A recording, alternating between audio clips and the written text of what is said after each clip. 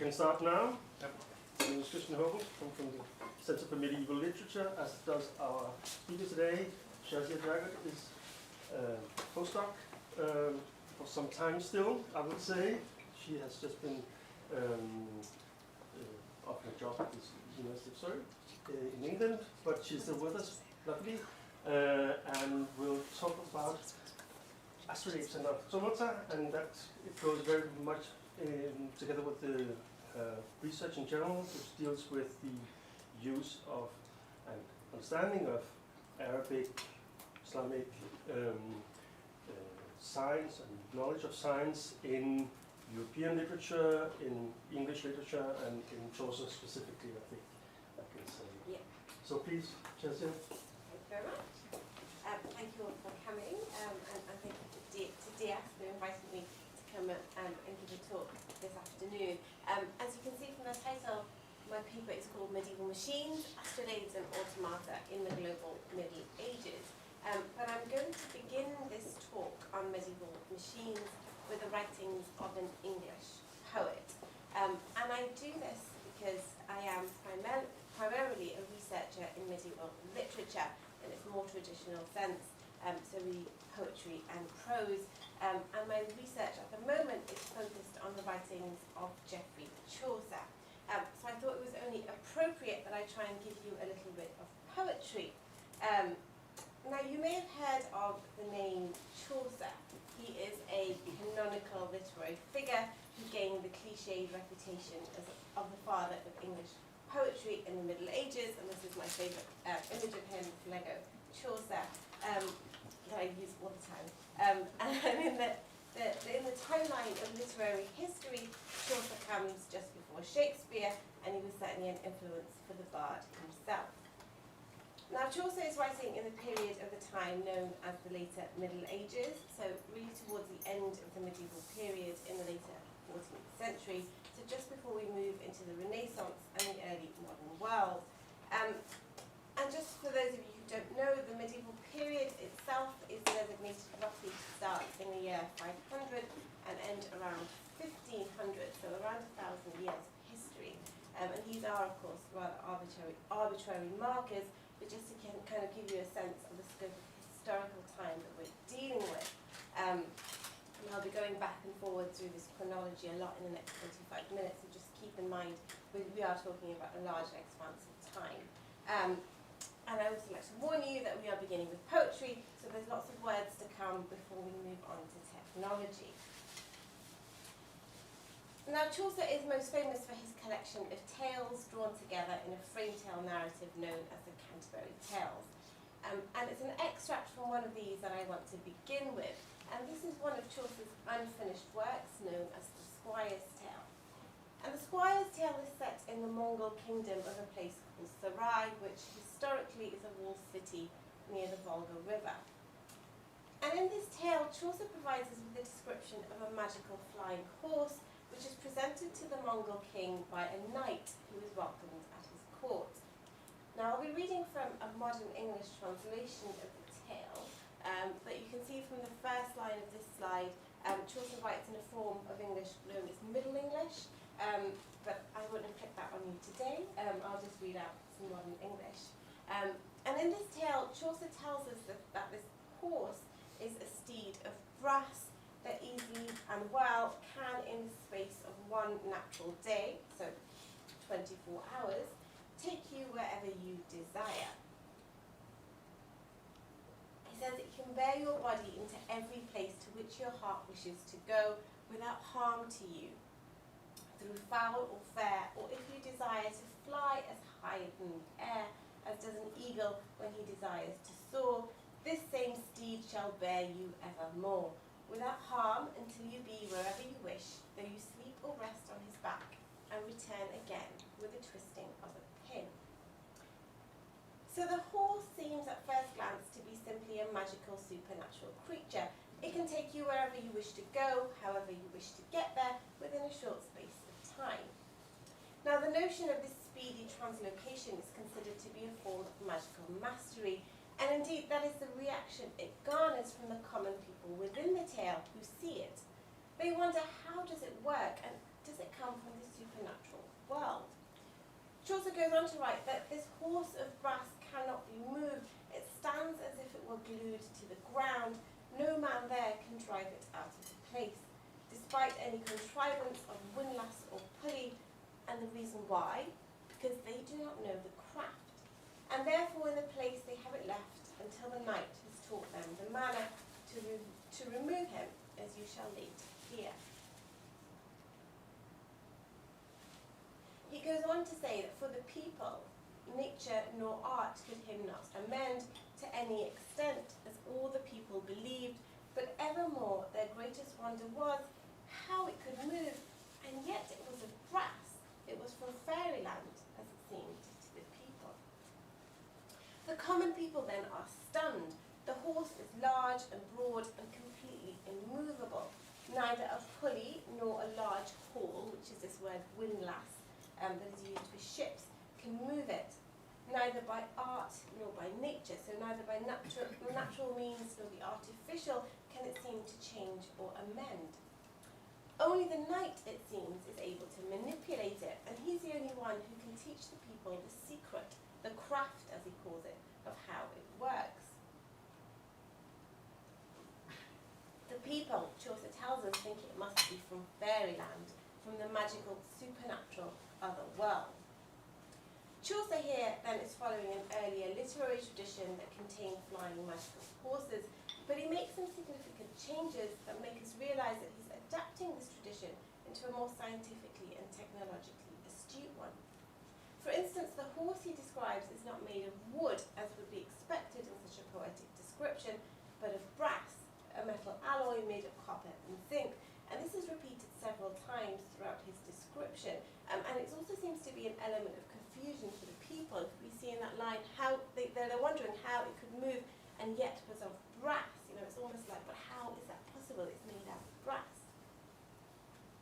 And he tells us that in order to operate the horse, one needs to use and turn a pin. So he tells us to return home again, you have to twist with a pin. And later on in the poem, he goes to tell us that this mechanism is located in the horse's ear. In fact, Chaucer's horse is made of the same material, brass, that was used for making medieval astrolabes, the handheld technological device used to read the positions of the stars. And this is what an astrolabe looks like. Now, the astrolabe was first used in classical antiquity and then significantly developed by mathematicians and astronomers writing in Arabic in the medieval Islamic world, and interestingly enough was a machine that captured the attention of this English poet. Chaucer, writing in the early 1390s, writes a treatise on the astrolabe, and again this is also an unfinished tale. He's a poet who has a tendency not to finish his works, but he writes almost half a treatise on an astrolabe and how to use it. And this treatise is intended for his 9-year-old nephew Lewis, but it contains fairly advanced astronomical and mathematical instruction, which I have to admit I also struggle with, and certainly my students also struggle with whenever I try to get them to read it, which is probably telling considering it's written for a 9-year-old boy. Chaucer is in fact then the first to write such a treatise on an astrolabe in the English language. Now, in the 14th century, English did not hold the same position as a lingua franca as it does today. Instead, it was Latin that held this prestige. So it's rather important that we find Chaucer writing the scientific text in English and not in Latin.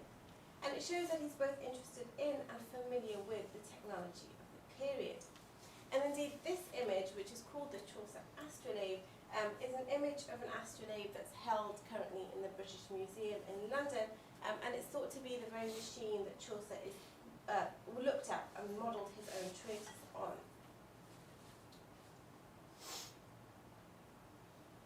Now, unfortunately, because of time restraints, I won't be able to get into much more detail on astrolabes, but it is worth noting, and the reason why I bring it up, is that when Chaucer describes his magical horse made of brass, he's grounding it in a technology that interests him, such as the astrolabe. And moreover, he's not simply describing a magical imagined creature, but a mechanical animated piece of technology. In fact, the horse operates like a mechanical clock, automata that were beginning to be made and used in England and Northern Europe in the late 14th and 15th century. Other examples of mechanical clocks during this period also contained animated figures such as horses, which were part of the jackwork and were made to joust when the clock struck the hour.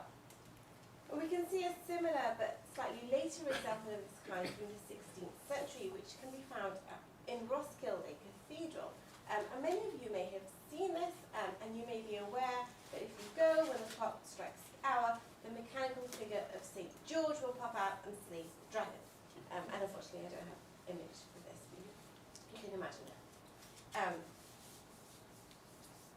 So unlike the common people in Chaucer's fictional tale, who cannot believe that the horse is man-made and are convinced it must be a supernatural wonder, Chaucer's more learned contemporary readers and listeners would have understood that he was providing us with a description of a cutting-edge piece of technology, an astronomical mechanical clock complete with automated animal figures. Now this, for 14th century England, was the equivalent of the latest touchscreen GPS-enabled smartphone. Chaucer, shall we say rather facetiously, has lined up outside the Apple store.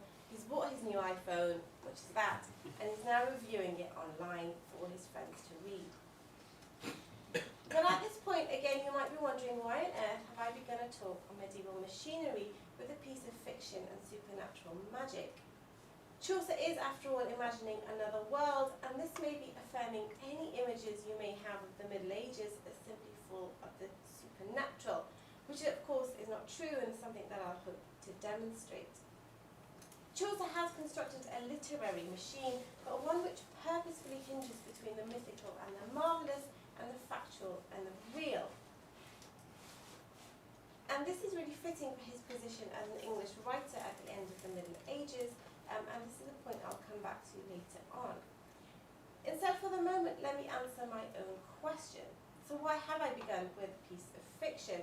And I've done this because, as I've already mentioned, I'm a researcher of medieval literature, but my research is interested in the intersection between poetry and the scientific and technological advancements of the Middle Ages, and also because the work that I'm engaged in at the moment is focused on the writings of Chaucer, who, as we can see, was exceptionally scientifically and technologically astute.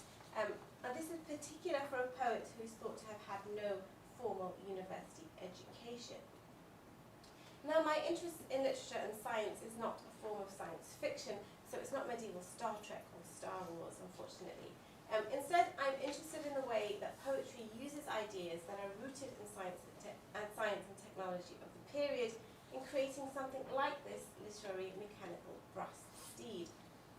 I'm also interested in how objects and the concepts used to conceive and create them are the developments and products of knowledge that was translated and adapted by different people at different points of history. So from the Greeks in classical antiquity to those writing in Arabic in the medieval Islamic world to Latin in Northern Europe, and then its use in the vernacular, such as in English. And this rather brief genealogy of knowledge is itself acknowledged by Chaucer at the beginning of his treatise on an astrolabe. And here he tells his nephew that he's writing the text in English because nothing like it exists in the language. Yet he tells him the Greeks have it in Greek, the Arabs have it in Arabic, the Jews in Hebrew, and the Latin folk in Latin. But as I keep saying, I'm putting astrolabes to one side. And instead this afternoon I wish to focus on medieval technology, in particular these forms of medieval machines as Chaucer's brass horse is modelled on, known as automata. Now I want to focus on pre-modern animated pieces of technology because as a modern society today we are certainly in the age of technology. Advances in artificial intelligence are rapidly rising, the use of automated robots in the labour workforce is increasing, and we are all becoming more reliant and attached to those handheld devices that keep us perpetually connected to the world, our smartphones. Indeed, according to the statistics portal in 2016, 2.1 billion people across the globe were forecasted to use their smartphones, and according to a recent report in The Guardian, by 2020 in the UK at least, 1 in 3 workers will be replaced by robots.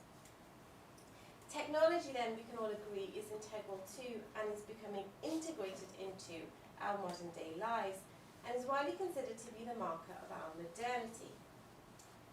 Now, it's not my intention to tell you that your smartphone was invented in the Middle Ages, as satisfying as that may be. After all, as a global modern society, we are more connected, more tech-savvy, and more literate than ever before. But that also doesn't mean that the medieval or the pre-modern world was mechanically or technologically inert. Indeed, the same innate human desires that drive our technologically astute age, the curiosity, intellect, and ingenuity in developing our knowledge and understanding of the world around and beyond us, of applying these principles of knowledge to our lives, of manipulating natural and artificial materials, of creating objects that are functional and aesthetically pleasing. Consider, for example, the language that is used to market each new version of a phone. It's sleek, it's slender, it comes in a different colour. These same desires are not new innovations, and as we've seen already, are apparent in Chaucer's ability to describe a mechanical horse and manipulate the reader's reaction to it. What I wish to do in the next 30 minutes or so is to demonstrate how across the global Middle Ages, people use their curiosity, intellect, and ingenuity to create functional and aesthetically pleasing mechanical technology, such as water clocks, fountains, and animals that roared. And these are known as automata, which refers very broadly to a range of mechanically powered objects, such as the mechanism of an astronomical clock, animated metal animals, anything that really seems to be in motion mechanically and mimics the natural form. And this really goes beyond the modern definition of the term automata, which has connotations of robots and cyborgs. I'd like to note here that what I'm presenting is a collection of different facets of my interest in medieval technology, and I'm hugely indebted to growing scholarship on the subject, in particular this recent work on medieval robots by Ellie Truitt, which was published in 2015. And if you're interested in medieval technology, I'd highly recommend that book. So medieval automata were not only physically constructed objects, but as we've seen, also imagined and fictionalized. Certainly, in many cases, the only evidence we have remaining of their existence comes from written sources, such as textbooks on these ingenious mechanical devices, but also eyewitness travel accounts, historical chronicles, and also, as we've seen, poetry. Now, in order to provide you with a composite view, or as near to one as possible in the time I have, I will, for the remainder, be moving away from Chaucer. And what I'll be doing instead is moving us both backwards in time and across geographical spaces. In fact, in starting with Chaucer, we have started near the end, as it was only in the 14th and 15th centuries in England and Northern Europe that these mechanical objects began to be constructed and described in technological terms. So while Chaucer is reveling in this newfound knowledge that he's describing and creating, at least in imaginative terms, the mechanical clock and other such automata have been imagined, created, and constructed for a number of centuries before him in places further away from England, but not necessarily disconnected from Western Europe. The type of mechanical clockwork machine that he describes was already in existence in the medieval Islamic world, in Central Asia with the Mongols, and this is interestingly where Chaucer sets his tale, and in the Greek-speaking Byzantine world. Now, people in Western Europe did know about and had seen such automata, but for the most part, and until at least the later Middle Ages, so until at least the 14th and 15th century, they interpreted these automata as part of the supernatural and higher advanced form of knowledge, which was influenced not least because they were objects that were coming from foreign, non-Christian worlds, which is why they were considered kind of mythical and marvellous. Now, before I go any further, I realise that I've probably thrown quite a lot at you already, and I'd like to take a moment to explain some of the terminology that I'm using, particularly in terms of geographical spaces. The Islamic world, for instance, refers to a range of Muslim caliphates and sultanates that conquered and governed a variety of geographical places, diverse terrains and ethnicities across a large expanse of time from the 7th to the 15th century.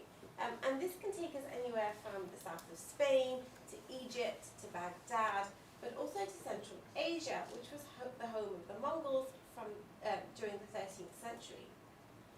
And also into the Byzantine world, the name given to the Roman Empire in the east, which had its capital at Constantinople, modern-day Istanbul, and only fell as an empire in 1453. So between these three vast geographical spaces, we cover at least a third of the globe, and across the scope of the timeline of what is considered medieval. So, as you remember, as I said at the beginning, from the 5th to the 15th centuries. Now, the Middle Ages is often considered to be a reference to only Western Europe. So by shifting the perspective away from England and Northern Europe, I hope to show a different viewpoint of the Middle Ages, one which demonstrates that through these pieces of technology we can see two things. The first is the advancement made in other places of the world, and the second is to note that these geographical spaces were interconnected, so from Baghdad and Paris to Mongolia and Flanders, and also across religious boundaries, in particular Islam and Christendom. Now, I'd also like to take a moment just to define what I mean by science and technology. Our modern understanding of the term science was only introduced in the late 19th century to replace the term natural philosopher. Indeed, until then, and from the Middle Ages onwards, those working in science were working in natural philosophy, in particular a form of Aristotelian natural philosophy. And this encompassed studies in astronomy and astrology, mathematics, cosmology, the elements, the matter, and the natural world. If you were a natural philosopher who studied at a university in Western Europe in the Middle Ages, for instance, you would be well versed in a study of a system of knowledge known as the trivium, which was composed of grammar, logic, and rhetoric, and the quadrivium, arithmetic, geometry, music, and astronomy. Now, this knowledge of natural philosophy was based on the writings made in Greek by such figures as Aristotle, Galen, and Hippocrates, both across Northern Europe and in the Islamic world. In fact, much of this Greek knowledge was known in Arabic before it was known in Latin, and a huge range of Greek texts were translated into Arabic between the 8th to the 10th centuries and were adapted and significantly developed in the fields of what we would today call science, but also philosophy. And some of this knowledge from Arabic was translated into Latin between the 10th and the 12th centuries and was used in the universities of Northern Europe, such as Paris, Oxford, and Bologna. Now, those creating mechanical objects were, generally speaking, natural philosophers who were also adept engineers. Now, the Middle Ages really is the age of the polymath, both in the Islamic world and in Latin Christendom. And so people who could both think highly intellectually but also create mechanical objects. However, in terms of systematizing knowledge, the construction of an animate object that mimics nature was also classed as a mechanical art because it mimics nature. And this was considered to be a craft or an art that was rather low on the prestige of the classifications of knowledge, as was, interestingly enough, also the field of medicine. Now, in terms of mechanical knowledge, much of what was known in the Islamic world was a significant development of writings written during classical antiquity and produced in Alexandria in particular.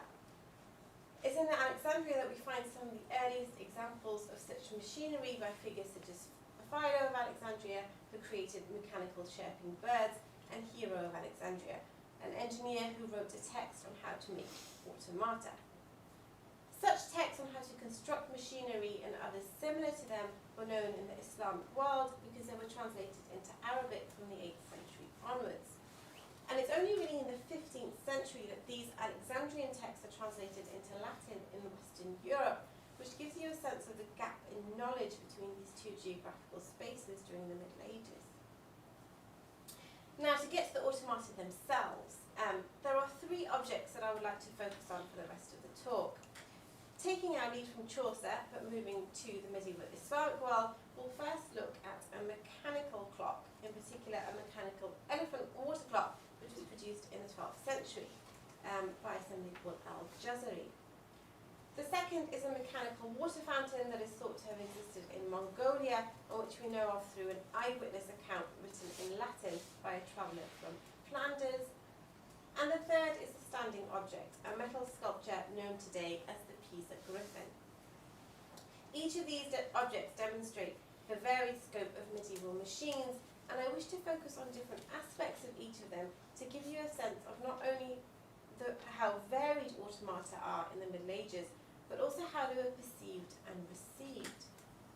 Collectively, they are pieces of early technology created through highly advanced hydraulic and mechanical power, but they are also viewed as pieces of marvels and wonders, and they are artistically and aesthetically pleasing, created by people who are educated, learned and intellectual, but also by artisans and craft workers.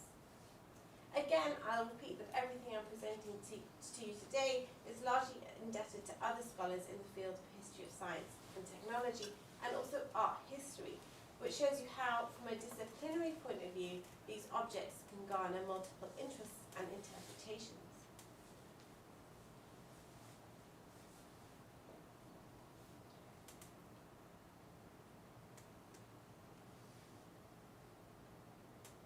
So the first object I'd like to look at today is a mechanical water clock made in the 12th century by an engineer known as al-Jazari. I'll have to just bring that back up for you. Now we know very little about al-Jazari himself, but we do know that he served as a scholar and engineer at various courts in Anatolia and Egypt. What we have from him is a textbook that he wrote called the Book of Ingenious Mechanical Devices.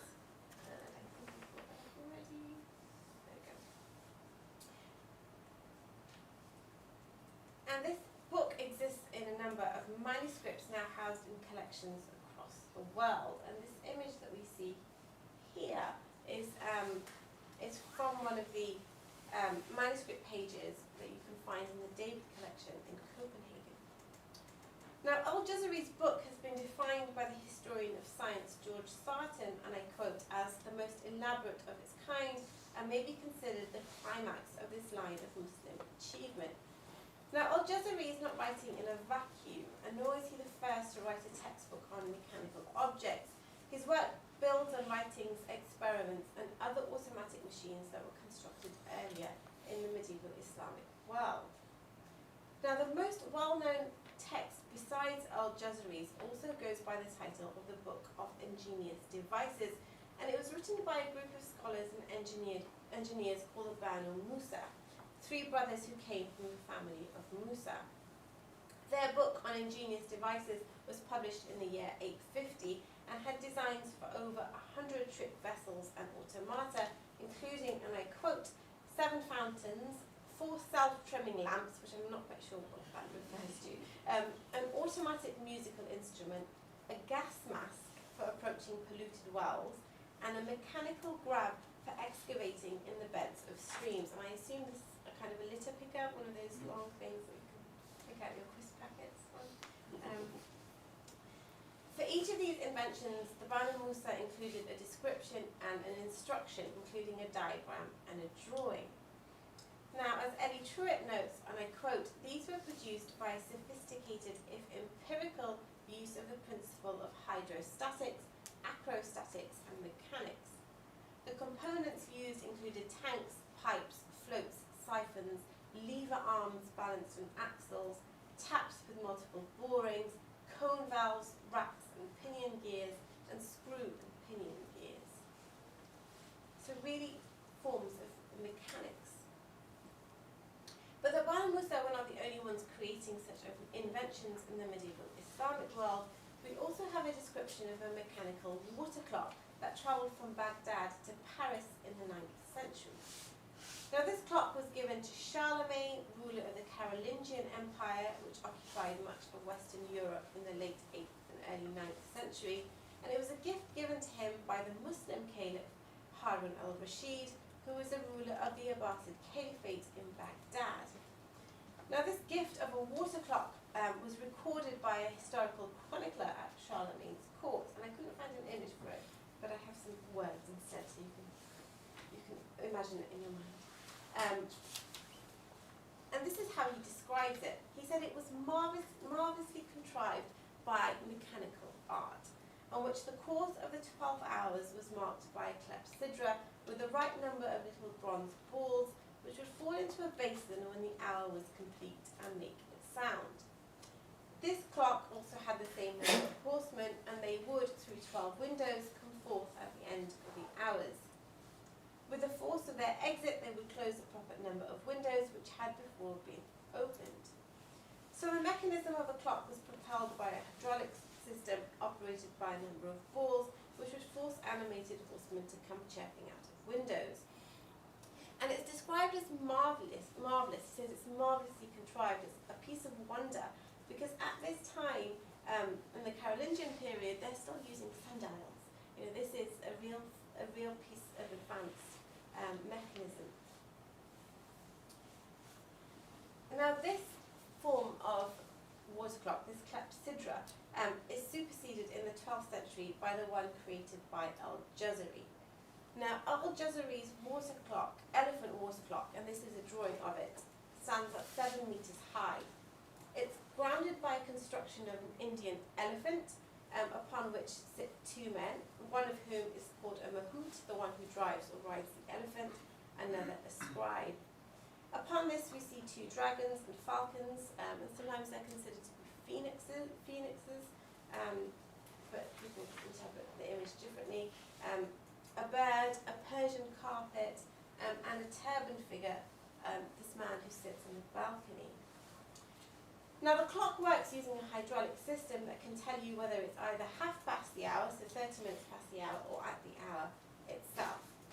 Now, instead of me trying to explain this system, which I think would not do this machinery any justice, I found a very helpful video to explain it. And the video explains an eyewitness account of seeing the water clock in action. And the person who wrote this account is a man called Ibn Battuta, who was a traveller from Morocco who saw a version, a construction of this elephant water clock in the 14th century, so 2 centuries after it was engineered. So it simply isn't, the elephant water clock isn't simply a hypothetical machine. It was constructed and has been reconstructed according to Al-Jazari's instructions. And one such reconstruction can be found in the Ibn Battuta Mall in Dubai, which I'll show you an image of in a minute. But first, we can watch this video and get it to work.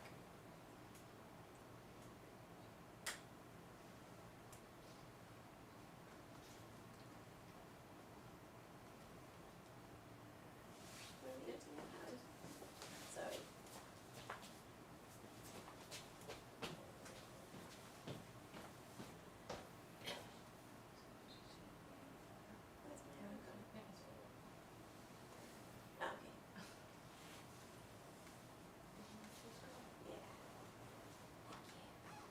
I was only 22 when I left Tangiers, the place of my birth, in the year 725, or 1325 in the Christian era, and I never expected to travel so far or to see so much.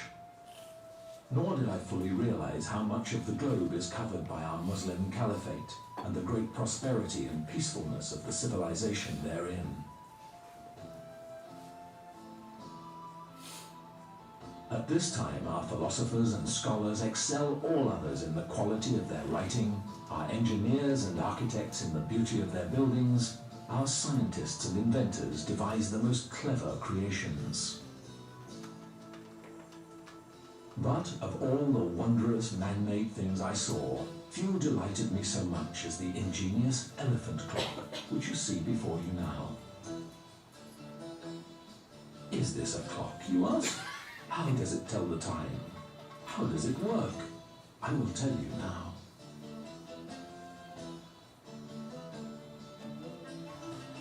The number of hours since sunrise is shown on the silver and black disc at the top of the clock, and the number of minutes into the hour is shown by the scribe's pen. The movements of the clock are regulated by a most wonderful mechanism that sits in a tank inside the elephant's body, a perforated floating bowl.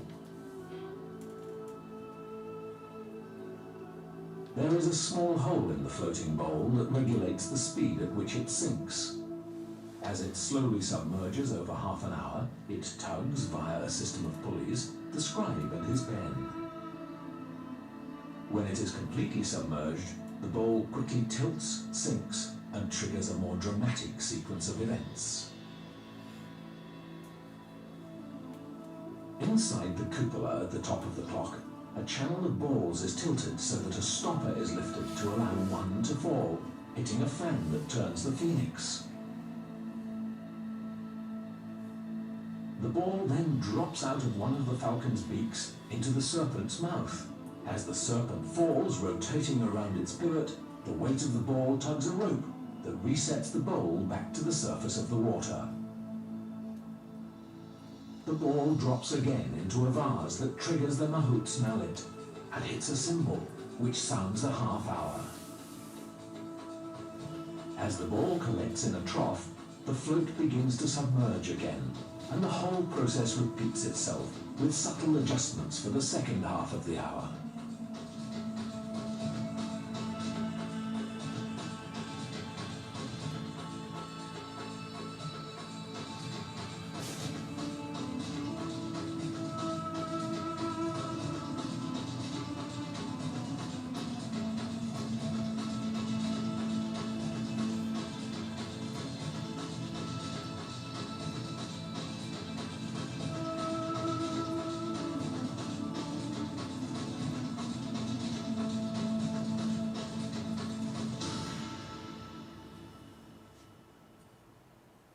This ingenious device is the work of Badi al-Zaman Abdul Ez ibn Ismail ibn al-Razaz al-Jazari, who was a Muslim engineer who lived north of Baghdad under the Ayyubi dynasty, shortly after Saladin the Magnificent. Al-Jazari built a large number of mechanical devices that revolutionized engineering. He described many of them in his book of knowledge of ingenious mechanical devices.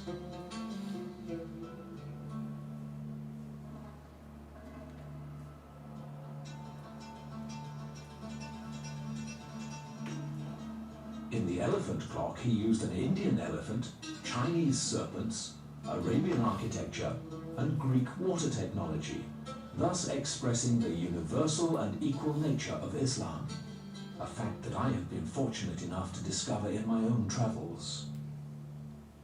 He was a pious Muslim and a great engineer who gave birth to the concept of automatic machines. Who knows what other wonderful inventions will follow in the future from this incredible notion.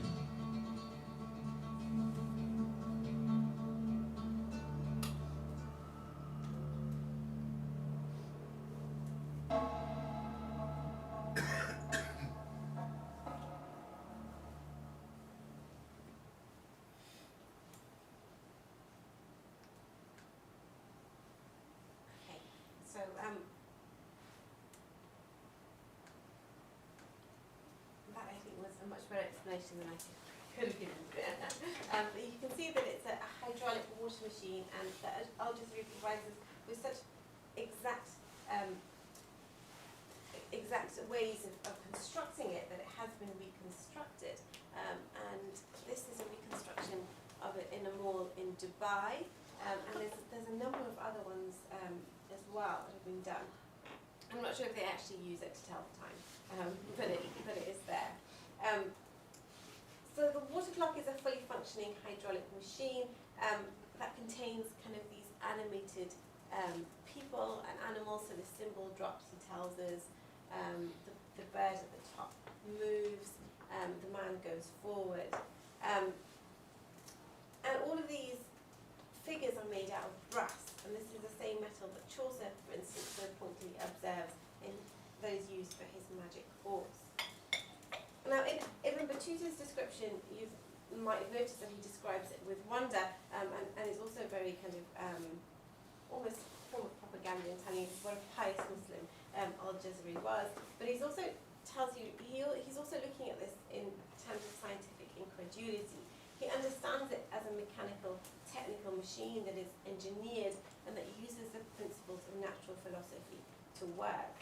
And this wasn't always the case for writers, particularly in Northern Europe, when they're looking at these automatic machines, who sometimes look at them in terms of marvels and wonders, as we've seen in the description that Chaucer gives us at the beginning of this talk, where he's playing with this idea of the marvellous and the wondrous.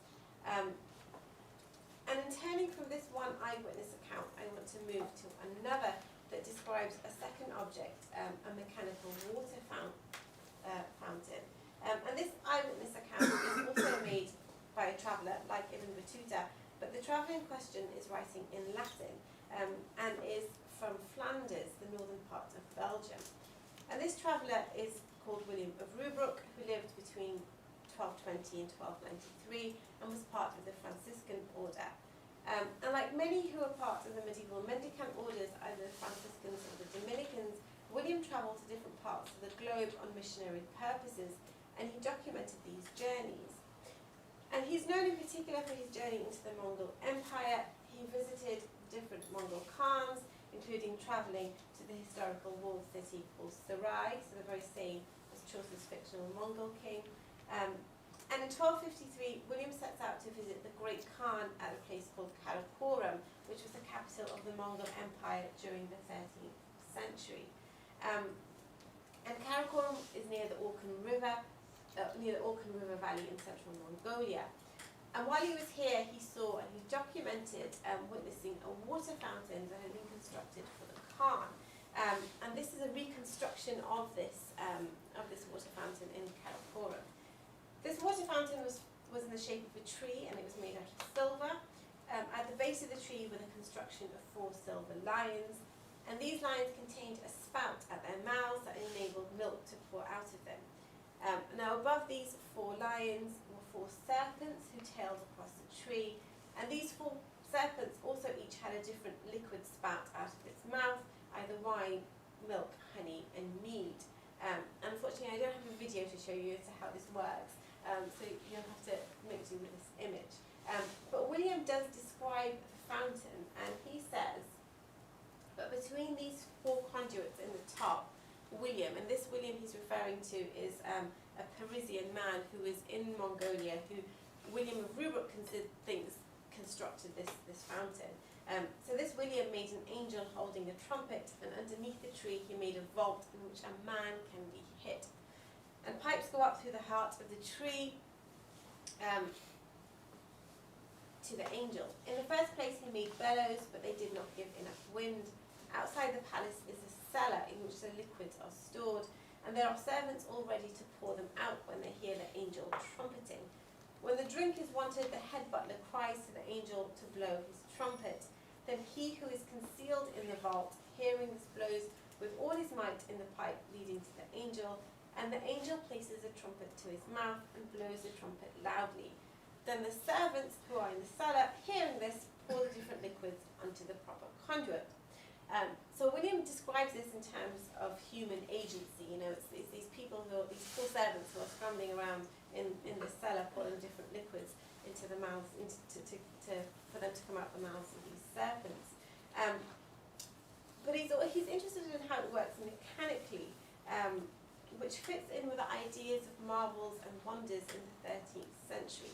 So the idea of a wonder is something that can motivate intellectual inquiry. And so this is why he's talking about it in a mechanical and technical sense. But in his description, he also tells us that this is something that is innate to the Mongols. This is something that the Mongols themselves are able to create, as opposed to people in Western Europe. It's the Mongols who can understand this technology.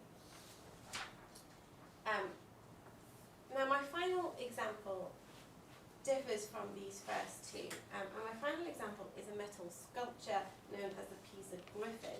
And it's a sculpture of a mythical beast which has the head of an eagle, the ears of a horse, and the body of a lion. And this griffin is one of the largest sculptures of medieval Islamic art. It's over 3 feet tall. And there are a few others that are similar to it, including a sculpted lion, which is now held in the Metropolitan Museum in New York. Now there's a whole tradition of smaller animal objects created in Islamic art that we use for different purposes, such as perfume bottles and incense holders. And of course, larger sculptures that were also used as fountain heads, and we have these large line fountain heads in the Alhambra, for instance, in Granada. Now, it's thought that this metal sculpture in particular was constructed around the 11th century in the Islamic world, so either in Spain or in North Africa, but we're not quite sure. And it contains Islamic design, so including Arabic Kufic calligraphic script, which runs across its chest, as well as arabesque designs that are engraved across its entire body, which you can kind of make out in that image. Now, the griffin has an opening at its mouth, its rear, and under its stomach. And inside it, it's hollow inside, but it has a globe-shaped cup which sits near the end of its stomach.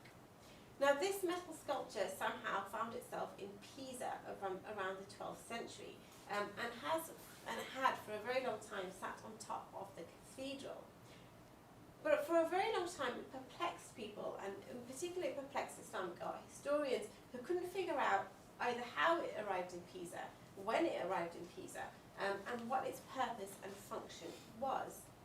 And it was once thought to be a fountainhead similar to these line fountainheads that we see in the water fountain in Mongolia,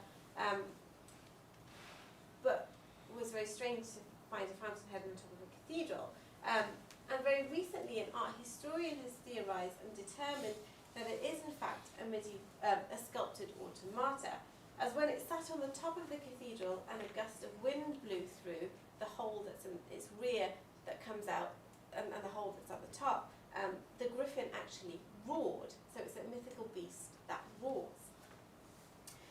So very different from the mechanical clock and the water fountain.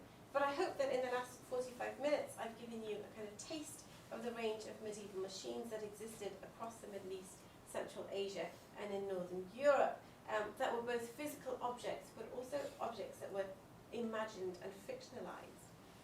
Now, there's a whole lot more that can be said about such technology, not only in the types of physical objects that were invented and constructed, so we also have examples of singing birds, of human figures that guard the dead, and these astral brazen heads, but also the manner in which they are absorbed and commented upon in literary and cultural documents that really reflects the changing cultural attitude towards them depending on location, and that is really fascinating.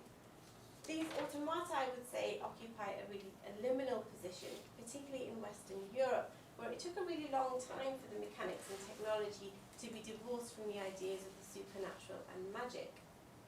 So when Chaucer, for instance, is playing poetically with metal flying horses and more mechanical astronomical clocks are being constructed, at the same time natural philosophers or scientist/engineer are also being mythologized as sorcerers, complete with legendary talking astral heads that can predict the future. And this idea continues well into the early modern period, so the 16th and 17th century, where the idea of the brazen or bronze head allied to particular medieval natural philosophers, such as the English Franciscan Roger Bacon, became increasingly popular. And these legendary heads were pieces of ridicule that were magical and mechanical, but also crafty, a kind of supernatural kind of mechanical, and they could only answer yes or no. And these astral heads are a world away from what we've seen from Al-Jazri's elephant water clock, but comparatively speaking are not so far away in our past from the modern day world. And so I started with mythology, and I thought I would end with mythology. Thank you very much.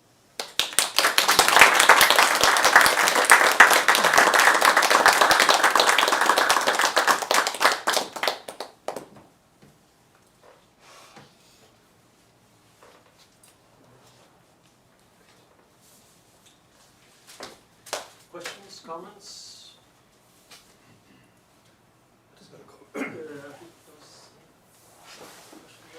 First of all, thank you for a fascinating talk. Really enjoyed it. I was wondering, you mentioned it, and almost at the end repeated this dichotomy in Europe. You had this trivium and quadrivium, and then you had the sort of more applied technologies which had much lower status, such as medicine in particular, and even engineering. my question is, did that also apply in these other worlds, like the Mogul kingdom and Arabic world? Yeah. So somebody like Al-Jazari is a polymath in the sense that he's a natural philosopher, but he's also an engineer. And I don't think that the divide is quite as pronounced in the Islamic world as it was in Northern Europe.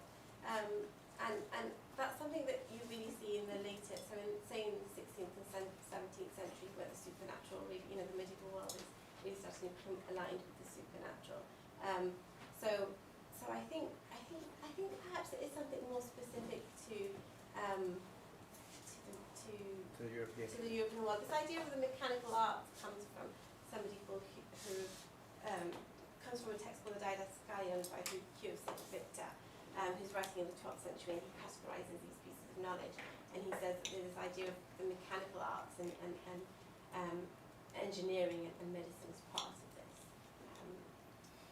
But it's interesting. I've never really thought about it in putting the two side by side. I think. Yeah, it's something to look into. I think. Yeah, thank you again for a great talk. Just a comment on that wonderful griffin figure from Pisa. If it's from 12th century, then it makes quite a lot of sense because of the Pisans had their own quarter in Antioch, and Antioch became one of the great translation centres. So I'm wondering if it may have been somebody involved with the translations who brought it over. Yeah, I mean, it could be a piece of loot that came over somehow from a Crusader state, and there is a whole, there's an article actually that links Pisa and Antioch in that way. I think because it's such a big piece, I mean, it's a huge sculpture. I think you sort of wonder how on earth somebody transported that and why on earth they took it to Pisa, but it may certainly come from Antioch, yeah. Absolutely. My question is with my book historian hat on. This book with the ingenious machines, do we know if that's an authorial title or an editorial title? Because I love the idea of somebody calling their own book a book of ingenious machines. I think it's probably an editorial. Darn. Yeah. Thanks. So there's a number of them, book of ingenious machines, and I can't remember what they're called in Arabic, but they may be, yeah. I mean, something for your own ego, I think. Yeah. I'm inventing an ingenious machine. Yeah. Just wanted to say something about the notion of marvels and also fairyland, and particularly in the initial quote by Chaucer, is that in the 12th century and then the 13th century there was a very clear definition of marvels, and it was that these were things, these were effects that we didn't know the causes of. But it's not that they didn't have causes. I mean, it was just, and Aquinas, for example, talks about that he says very specific that the products of the artisan can be marvelous to people who don't see how they were, don't understand how they're done. So marvel just means I don't know how it works. So anything that I saw that I didn't know how it worked was a marvel. Was a marvel for me. And in terms of the fairyland, it's also very interesting that in the at least in French literature in the 12th century up into the 13th century and very end of the 12th century, fairies are mentioned, but they never appear. And so they're never actually characters in the stories, they just are mentioned. And when they are mentioned, they're mentioned as basically engineers. That is, that they make medical products, they make clothing, anything they make is wonderful. It's a designer, you want jeans that are fairy made, for example. I mean, anything that they make is really, really top-notch stuff. And they never actually come into the story, but their products come into the stories, the things that they have made. And so again, it's a kind of, fairies are people who know how to make things that the rest of us don't know how to make. But again, it's not a notion of magic, it's a notion of simply, it's, a technology that I don't understand yet. So I mean, it was interesting to see the two brought together in Chaucer there in the beginning. And certainly by the time Chaucer's writing, fairies do have a sense of the other world as well, in that you do see that in some of the romances that were written in Middle English during the period. So yeah, the two marry well together, I think. Other comments or questions? I may have a small thing also. Thank you very much. I was thinking about these courts or rulers and such that have there are also these stories, because you were showing us things that have somehow survived, and Yeah. there's a representation of it, or this description of it, or the thing is still there. I was thinking of these descriptions of like thrones with Yeah, things there's a- coming yeah, out, there's a singing tiny birds and all this. example. Yeah, and you have this idea that they may have been in sort of competition. They one ruler has, oh, this other guy has this, I need something bigger that can do Yeah. the same thing, or even more wondrous things. And so it's sort of a, I mean, obviously it's not something any private person can construct on his Yeah. own, even if reading the Yeah. description. It's somehow the ruler's. Yeah, patronage, yeah. I mean, and Al-Jazari is an engineer in a number of different courts during his lifetime, so I assume that is how he's able to construct some of these machines. And the fact that, they're given it, like Harun al-Rashid gives this water clock as a gift to Charlemagne, that there's a huge degree of patronage involved, I think, in being able to create these inventions. I mean, it's the same today, isn't it? I mean, a startup, for instance, needs a lot of money to start up. Like, if you want to create something, if you want to engineer something, yeah, there's always a patron lurking behind somewhere.